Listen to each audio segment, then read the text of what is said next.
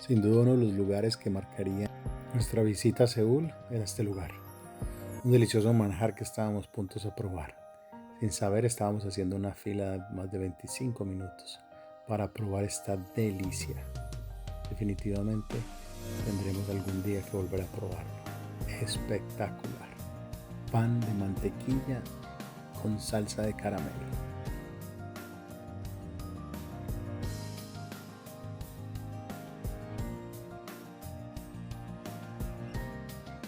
Se acercaba nuestro cuarto día en Seúl. Indudablemente estábamos a punto de vivir una de las mejores experiencias de nuestras vidas. Nuestro día comenzaba a las 5:30 de la mañana. Hoy visitaríamos la frontera sin lugar a duda más peligrosa de la Tierra, donde la tensión de una guerra que nunca ha terminado aún se sentía y estaba vigente. Acompáñenme a conocer un poco de la historia y la antesala de esta guerra y la historia de Corea. A principios del siglo XX, entre los años de 1910 y 1935, Corea era una colonia japonesa, el cual vivía en opresión directa de los japoneses. En los años de 1935-1940 hubieron rebeliones donde el pueblo de Corea mostraba su fuerza, donde habían divisiones políticas muy claras y marcadas entre la derecha y la izquierda. Cuando Japón pierde la guerra en 1945, Estados Unidos y la Unión Soviética de aquel tiempo deciden dividir a Corea en dos partes. La corriente de izquierda o comunista, con un régimen muy parecido al de la Unión Soviética, se quedaba con el norte, y el sur, con un régimen de derecha parecido al de Estados Unidos, se quedaba con el sur. En el norte, la República Popular de Corea, con el líder comunista impuesto por la Unión Soviética Kim Il-sung, y en el sur, con el líder Syngman Rhee, antepuesto por los Estados Unidos como líder de un gobierno capitalista. Después de que ambos mandos asumieran el poder en 1948, con rasgos políticos bien marcados, los dos líderes continuaban estando inconformes con aquella división y no se conformaban con entregar el poder político a ninguno de los dos, hasta que un día 25 de junio de 1950 Norcorea manda tropas en silencio y empiezan a ingresar al territorio y cruzar el paralelo 38. Esas tropas cruzan y empieza la primera batalla, donde Norcorea empieza a avanzar con un grupo de 230 tanques rusos en camino a Seúl, con un ejército entrenado por la Unión Soviética. Pero cabe recordar algo muy claro. Después de la Segunda Guerra Mundial en 1945, Estados Unidos había decidido de retirar las tropas de Surcorea y regresarlas a casa. Esto crea una clara vulnerabilidad para Sudcorea. Norcorea iba con todas sus tropas, sus tanques, acabando con todo lo que tenía en camino. Y al ejército surcoreano no le quedaba más que replegarse en el sur de la península, completamente en el área de Busan. En ese momento el mundo mira atónito a una Surcorea vulnerable. Y hay un consejo de reunión de la ONU, de las Naciones Unidas, que de ahora en adelante vamos a llamar la ONU, en cabeza de los Estados Unidos, donde por consenso general deciden mandar tropas para ayudar a Surcorea. Habían tropas de Australia, de Colombia, de Francia, de muchísimos lugares, pero sin duda la mayor cantidad era Estados Unidos, con más de 300,000 hombres, el cual se había dado cuenta que había sido un error haber abandonado a Surcorea después de la Segunda Guerra Mundial. Había un general que sin duda era el que marcaría la historia. Aquí lo teníamos. El general Douglas MacArthur, el mismo general que hacía unos años atrás había dado la orden para retirar las tropas de Estados Unidos de Surcorea. Un hombre con muchísima experiencia en Asia en la Segunda Guerra Mundial. En sus manos tenía la victoria de aquella guerra que había terminado hacía años atrás. En ese momento, al llegado de las tropas a Sudcorea, todos se encontraban en el sur, replegados en una esquina de la península sudcoreana. Pero el general tenía un plan. Se había dado un plan para llevar a las tropas por en medio del mar y entrar y recuperar la península por la bahía de Incheon. Ese plan funcionaría, pero había un problema. Habían pocas horas de marea alta, así que tenían que tener mucho cuidado porque los barcos podían encallar. Las tropas de la ONU, encabezadas por Estados Unidos, entraban a la bahía de Incheon entre el 15 y el 19 de septiembre, siendo recuperada prácticamente toda la ciudad de Seúl y habiendo aislado los suministros de las tropas de Norcorea. Se veía prácticamente una victoria por esta gran acción. Las tropas empezaban a avanzar hacia el norte. Al haberte cortado los suministros a las tropas que estaban en el sur, otras tropas avanzaban hacia el norte a ganar territorio, llegando prácticamente hasta la frontera con China. Con lo que no contaba la ONU era que del otro lado de la frontera había un enemigo sigiloso pendiente de lo que sucedía, y ese era China. Durante esos años el régimen comunista chino se había organizado y al ver lo que estaba sucediendo con sus vecinos decidió mandar 200,000 soldados al escondido, increíblemente en secreto, y comenzar otro frente de la guerra. China al frente nuevamente con todos sus soldados empezaron a atacar a los soldados de la ONU y a replegarlos nuevamente hacia el sur. Era una batalla que volvía prácticamente al punto de comienzo, cerca del paralelo 38. A partir de 1951, la guerra queda prácticamente atorada cerca del paralelo 38, donde había comenzado 2 años atrás. Las tensiones eran enormes, pero al mismo tiempo habían mesas de negociación. Cada día incrementaban más los riesgos de una guerra nuclear, de amenazas, con 2 caras de la moneda, 2 Coreas divididos, pero detrás 2 fuertes, Unión Soviética y China, y Estados Unidos y la ONU. Riesgos de una guerra nuclear inminente. Una guerra que llevaba a este punto más de 4 millones de muertos y naciones superpoderosas que estaban decididas a implementar sus armas nucleares. Hasta que el 27 de julio de 1953 se llega a un acuerdo de amnistía. La guerra no terminaría, pero hacen una tregua para no matarse más entre hermanos. 2 países que quedaban divididos, familias que quedaban divididas. A partir de esa negociación se crea la DMZ, con sus siglas en inglés que significa Desmilitarized Zone. 2 kilómetros hacia cada lado, hacia el norte y hacia el sur, donde ninguno de los dos podrían agredirse. Una zona controlada directamente por las Naciones Unidas. Ejércitos de todos los países tendrían presencia en esta área. Y aquí nos encontrábamos en un tour para comprender un poco más de la historia y ver de cerca el sufrimiento de un pueblo que lleva en guerra más de 75 años, viendo división de familias, de generaciones completas. Aquí estábamos en las primeras horas de la mañana con nuestra guía, Julie, el cual nos explicaría. Estábamos muy cerca del GSL, que es la parte donde se llevaron a cabo las negociaciones y donde no tendríamos acceso definitivamente en este tour, porque estaba cerrado debido a que hacía unos años atrás había sido un desertor del gobierno del ejército de los Estados Unidos que había cruzado hacia Norcorea para pedir refugio, ya que había sido incriminado por crímenes dentro del ejército, y fue la única manera que le ayudó a escapar, y escapó por ese lado.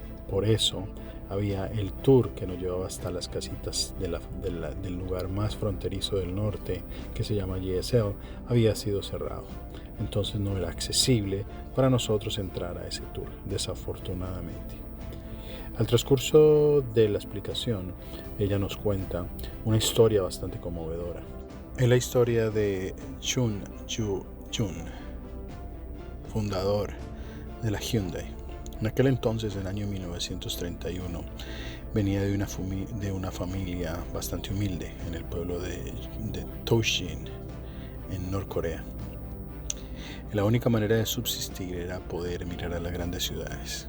Él quería ser mecánico, así que le pidió a su padre un préstamo y lo único que poseían era una vaca.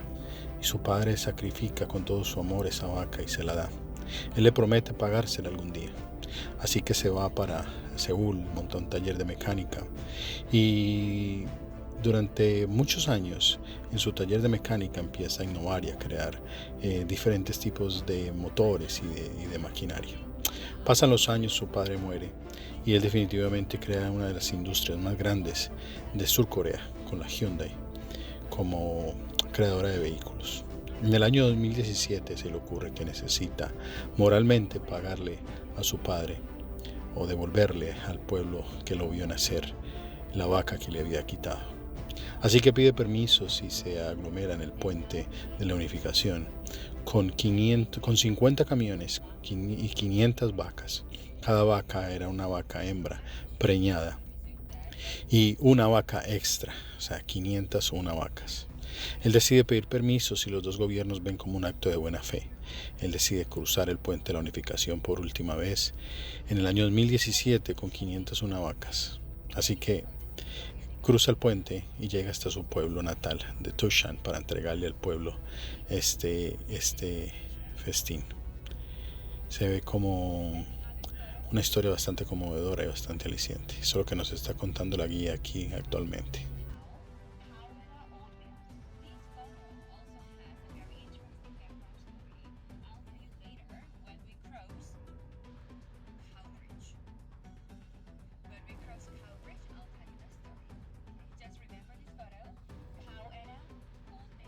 Al principio de la amnistía había muchos soldados que habían quedado atrapados, soldados presos por ambos lados. Este puente que estamos a punto de ver se usó para hacer el canje de soldados entre un lugar a otro. Pero también habían personas civiles que querían venir a poner sus recuerdos a su familia y preguntarles cómo estaban. Y era la única manera de hacerlo. La gente del sur venía y ponía recuerdos, rainbows en un lado para preguntar por ellos. Igual la gente del norte venía y lo respondía a los mensajes.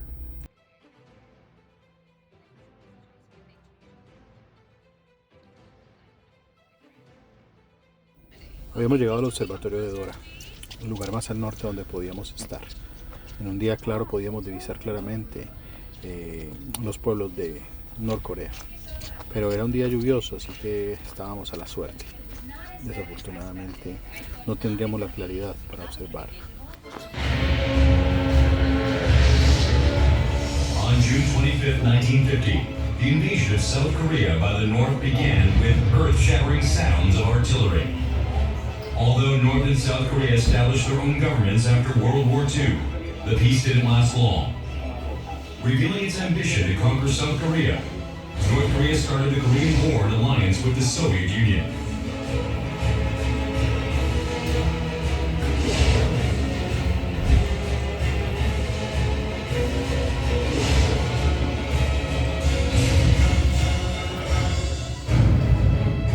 The war had turned the entire nation into ruins, resulting in over 3.9 million deaths. This war among Koreans was a true tragedy.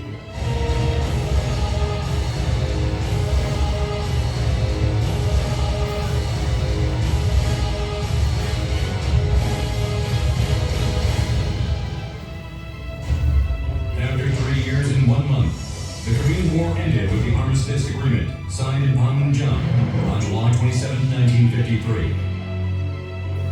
It led to the formation of the DMZ around the military demarcation line to prevent the war from starting again.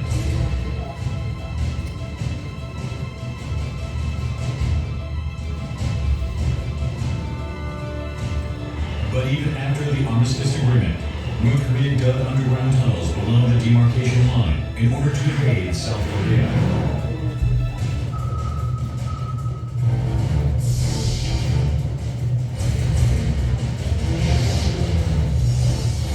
On November 15, 1974, an underground tunnel was discovered 1.2 kilometers south of the demarcation line, which is 8 kilometers northeast of Gorampo, Yeoncheon Gyeonggi-do. This is the first tunnel.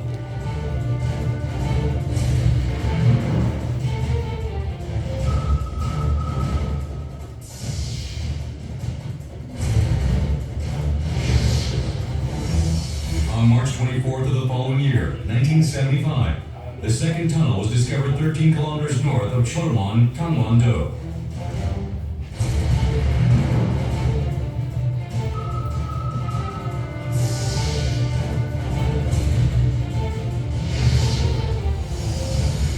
And on October 17, 1978, the third tunnel was found. Discovered 435 meters south of the demarcation line, which is 4 kilometers south of Panmunjom. The third tunnel is big enough for 30,000 soldiers and artillery to pass through within 1 hour. Within the tunnel, there were clear evidences of the tunnel being planned to be used to invade South Korea.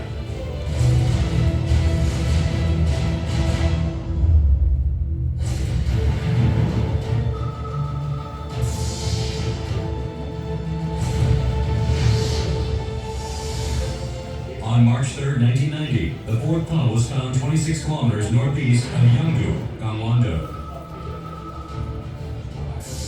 North Korea was intending to use these underground tunnels for simultaneous full-scale attack on multiple fronts, causing critical damage to South Korean forces and nationwide panic. In addition to the 4 tunnels already discovered, it is expected that there are many more tunnels that haven't been found.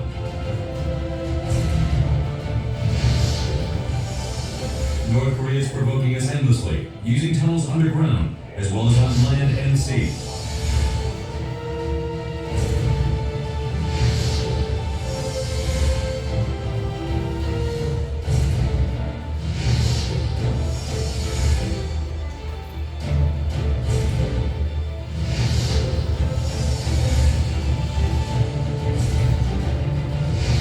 North Korea's provocations are becoming ever more aggressive and intricate.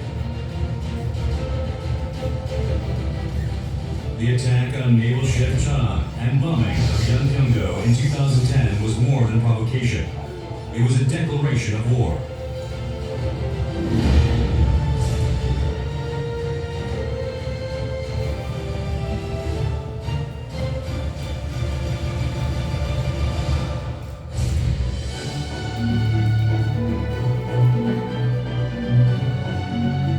And above the tunnels, there is the DMZ. Land of life, paradise of migratory birds, and for everlasting peace. The DMZ lives on.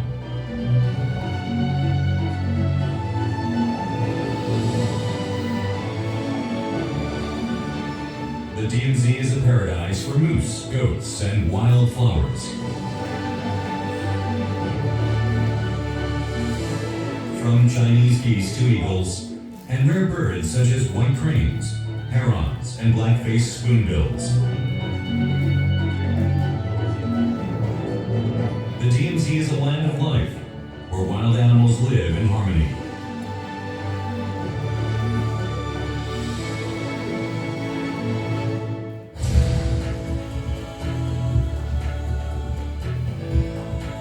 The miracles of DMZ is now changing once again and spreading its popularity in the world.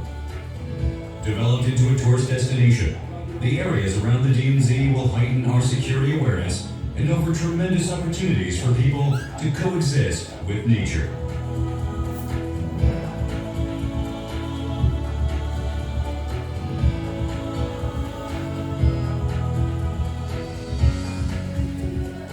Beyond preservation of the ecosystem and tourism for emphasizing the importance of national security, the DMZ is becoming a symbolic space for the era of unification.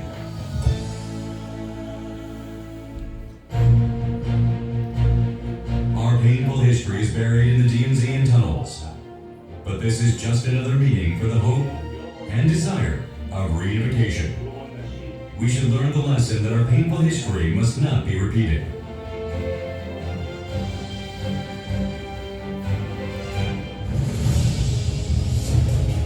Korea has overcome the pain of war and achieved miraculous economic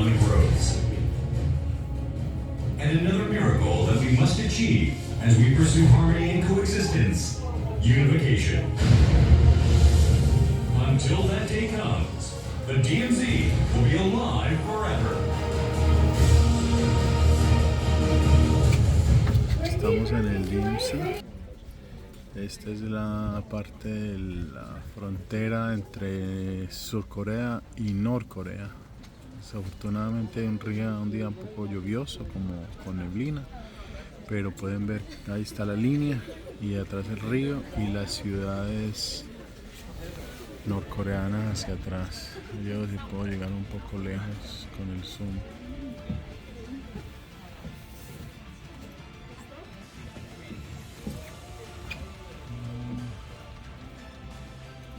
Nuestro guía Julie nos explicaba que la mayoría de las ciudades que están en la frontera son ciudades ficticias, solamente panorama con edificios puestos para dar la impresión de que todo funciona perfectamente bien y está todo perfectamente bien.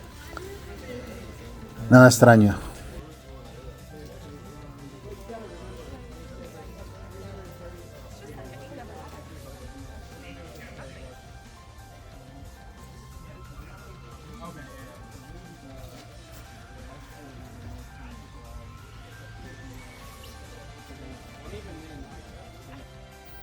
Aquí nos encontramos en una parada obligatoria para almorzar.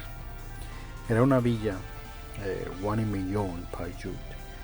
Esta villa era una villa adjudicada por la ONU de pueblos y lugareños, gente que había sido asignada para vivir en esta área. Ellos viven en este lugar con condiciones y leyes regidas por la ONU. Con beneficios, ¿sí? Como lo son el no servicio militar obligatorio para los jóvenes y no tener que pagar impuestos al gobierno de Surcorea. Estos pueblos en el área de la frontera son pueblos cerrados, no puede vivir nadie de afuera, solamente las familias que ya han sido adjudicadas por años y años.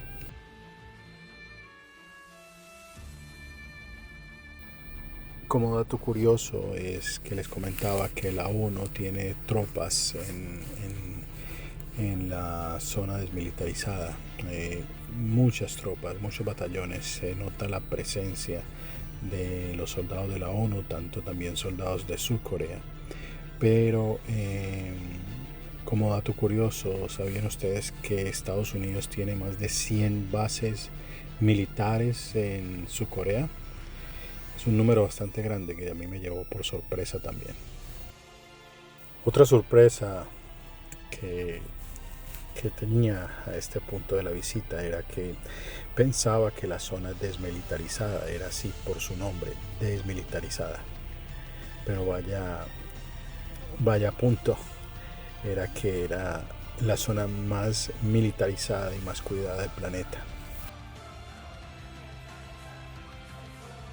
Si llegaste hasta aquí, hasta este punto de este video, quiero agradecerte por haberlo visto. Espero que haya sido informativo. Hemos llegado al fin. No sin antes pedirte un like o una suscripción al canal de YouTube que apenas comienza. Muchas gracias.